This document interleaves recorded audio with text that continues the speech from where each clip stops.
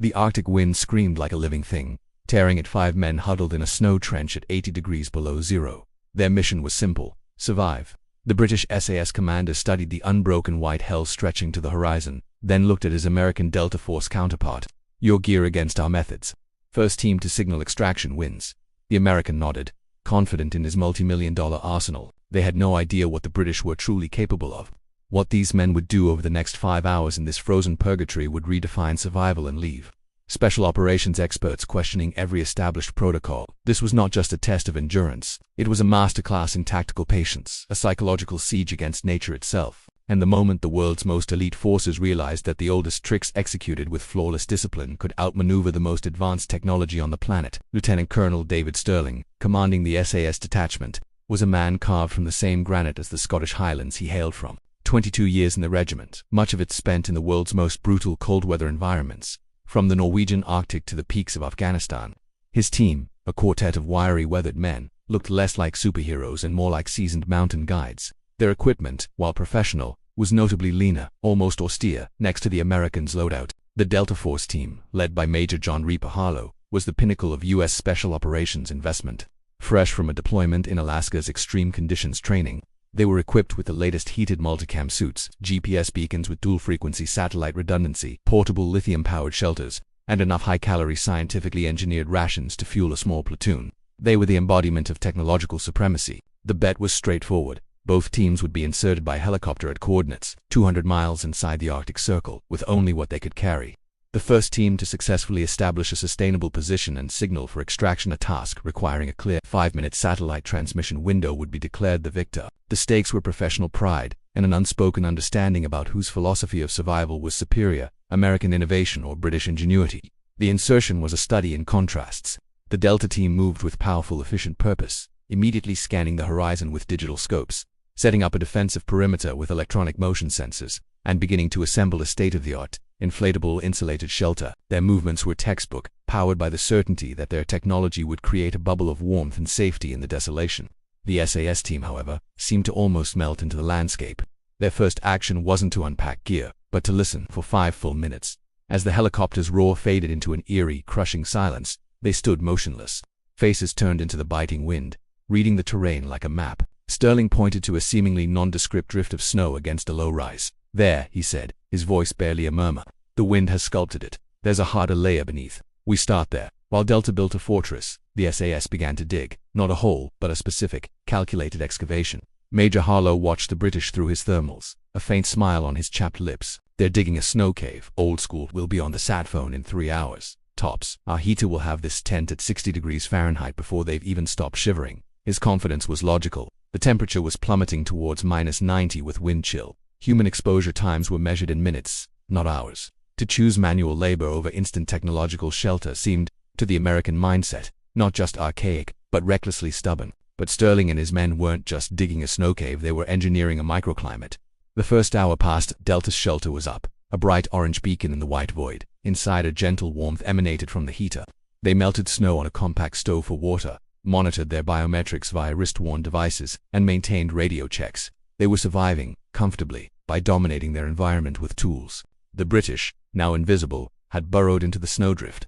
The entrance was a small, downward-sloping tunnel, just large enough to crawl through. Inside, they expanded a chamber. The critical step, the one the Delta observers would have missed completely, was the sleeping platform.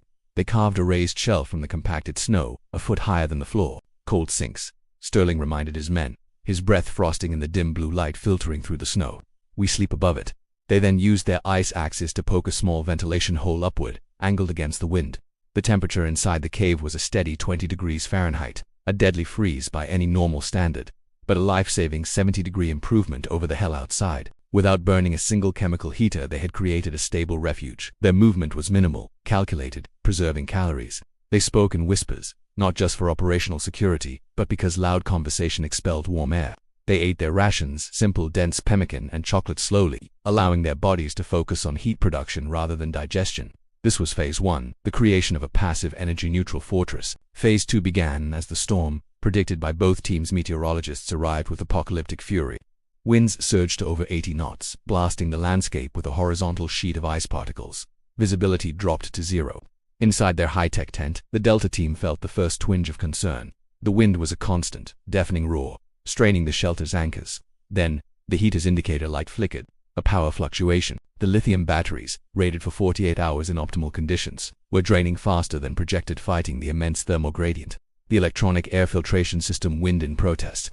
Power management protocol, Harlow ordered, his voice tense. Heater too low. Kill all non-essential electronics. The comfort bubble began to shrink. The temperature inside the tent began a slow, inevitable slide downward. Outside, the British snow cave was silent. The storm raged over it, sculpting new drifts that further insulated the hidden chamber. The wind's scream was muffled to a distant moan. The temperature inside the cave remained constant.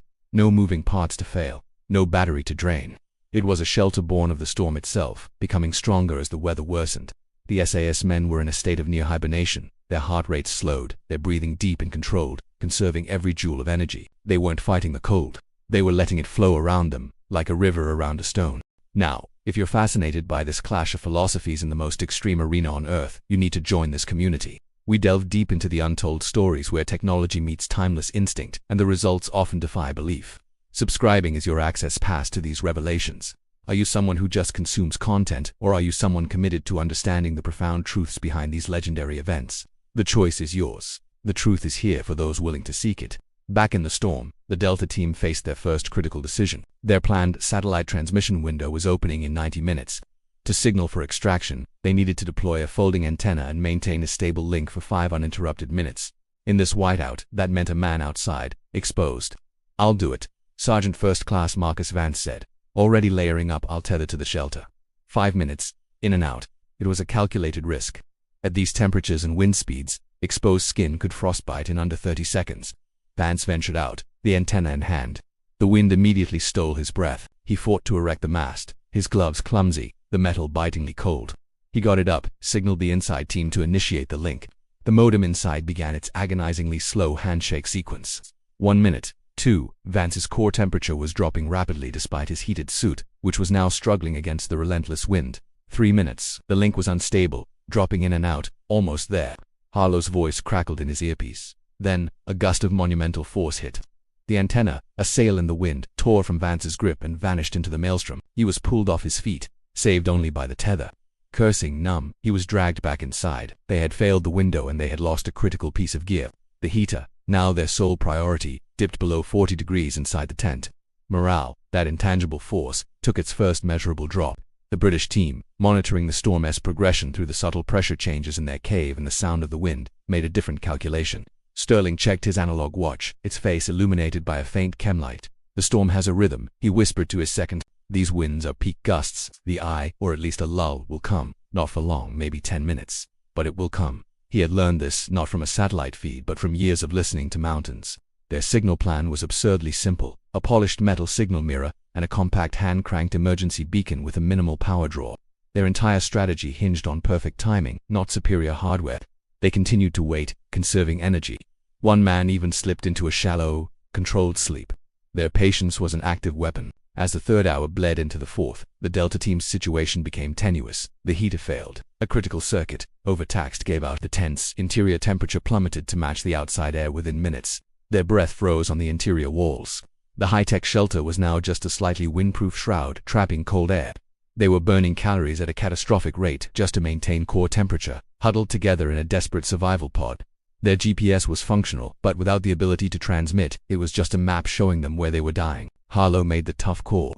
"We need to build a snow cave like they did." It was the ultimate concession, but attempting it now, with depleted energy, in the heart of the storm, was a Herculean task. They crawled out, using entrenching tools, fighting the wind every inch of the way. The process was slow, clumsy, and dangerously sapping. They were reacting, their strategy in tatters. Meanwhile, inside the SAS cave, Sterling held up a hand. The sound of the wind had changed. The deafening roar had diminished to a howl, then to a steady whistle. "Now," he said, his voice firm. 2 of his men, looking alert and remarkably composed, crawled out of the tunnel. The lull had arrived. The sky was still gray, but visibility extended to a few hundred meters. The wind was a manageable 20 knots. One man immediately began cranking the emergency beacon, its tiny LED blinking a distress pattern skyward.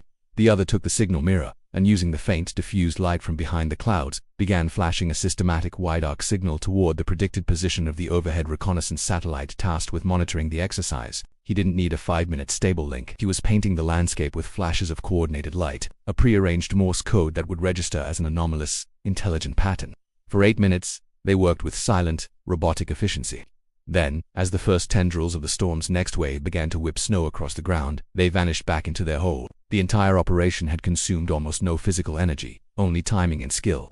In the command center hundreds of miles away, analysts stared at their screens. The Delta team's electronic signature had gone silent after the failed transmission attempt, but the optical monitor watching the exercise area had just captured something curious, a series of precise, rhythmic flashes from a grid square, lasting exactly 7 minutes and 48 seconds.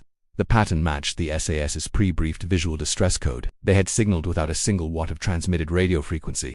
They had used the environment, the fleeting sunlight, the lull and the storm as their medium. Back in the Arctic, the storm's fury returned in full force. The Delta team, halfway through their desperate snow cave, was forced to retreat to their frozen tent, their energy reserves critically depleted. The SAS team sat in their stable, if frigid, sanctuary. They had won, not with brawn but with brain. Not with speed, but with agonizing, calculated slowness. Their 5-hour tactic wasn't a single action. It was a symphony of inaction, observation, and perfectly timed, minimal movement. It was the tactic of the stone, not the hammer. If the sheer brilliance of this psychological and environmental warfare is hitting you, the fact that survival was redefined not by what they carried but by what they knew, then you cannot be a passive spectator. This channel is built for minds that dissect these realities. Subscribing is more than a click. It's a statement. It says you demand content that goes beyond the surface, that challenges assumptions about technology and human capability. If this is impacting your understanding of elite survival, hit that subscribe button. It's free, and in the face of revelations like this, there is no excuse for staying on the sidelines. When the extraction helicopters finally arrived after the storm abated, the visual was stark. The Delta Force team emerged from their battered ice-encased tent, moving stiffly, faces showing the strain of their ordeal. They had survived, a testament to their toughness, but they had been beaten by the environment. The SAS team emerged from what appeared to be a featureless snowdrift, brushing off powder, their eyes clear. They looked cold, but functional, like men who had simply waited out a bad storm in a rugged cabin. The post-exercise debrief was a quiet, humbling affair for the American specialists. It was the patience, Major Harlow admitted later, in a classified after-action report that would circulate at the highest levels of SOCOM. We treated it as a problem to solve with our equipment. They treated it as an environment to understand and become part of. Our tech created a weakness, a power dependency. Their method created resilience. They didn't fight the cold, they negotiated with it. And their negotiation tactic was to outwait it. The 5-hour tactic that left experts stunned was, in its components, ancient: the snow cave, the signal mirror, the conservation of energy. But its execution was a masterwork of modern special operations mindset, extreme situational awareness, preternatural patience, and the willingness to forego short-term comfort for long-term strategic victory. They turned time from an enemy into an ally. In an age of drones and AI, they proved that the human mind, properly trained and attuned, is the most adaptive system in existence. The Arctic didn't best them because they were stronger. It spared them because they were wiser. They demonstrated that survival isn't about dominating nature, but about understanding your place within its rules and using those rules against the challenge itself. The Delta Force had all the answers in their gear. The SAS had all the right questions about the environment. And in the merciless classroom of the Arctic, questions proved far more valuable than answers. This is where we leave the story, a frozen moment in time where instinct triumphed over innovation. But the conversation doesn't end here. What's your take? Could this British SAS approach to survival be applied to other extreme challenges, or even to strategic thinking in everyday life? Leave your opinion in the comments below. If you want to discover more about what the future reserves for warfare, survival, and the shocking capabilities of elite units when pushed to the absolute limit, you need to be here for the next revelation. Click now on the subscribe button just below this video, and to see the visual evidence of human endurance that defies belief. Click now on the video that appears on your screen.